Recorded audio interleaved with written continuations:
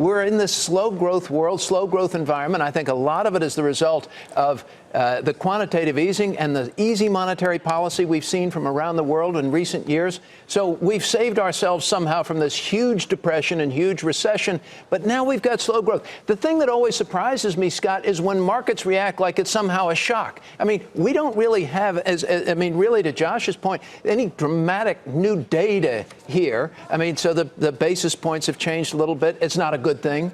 But we're still in a growth environment here in the U.S. It's going to be around a 2% number. I don't think that's awful. Shannon, look, we've been sort of making the excuse, if you want to call it that, for falling bond yields, as Michael Farr just made his case. It's because of what's going on with global central banks. You got yields that have been negative or just around zero for seemingly now forever, and that's been depressing bond yields everywhere, more so than the bond market telling us something that we're not realizing, that the bond market's getting it right, and this stock market and this huge rally that we got from the end of December is simply ahead of itself and now getting it wrong.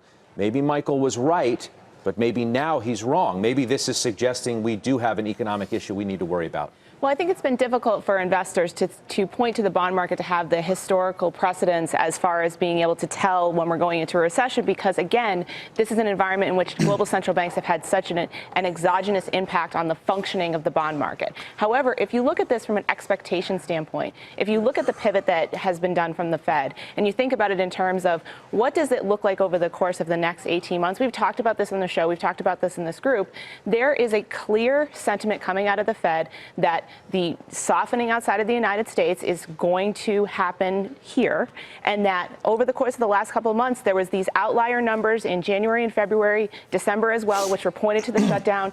Obviously, we're seeing economic softness, and I don't think that those are outliers based on the shutdown, and I think the Fed is acknowledging that.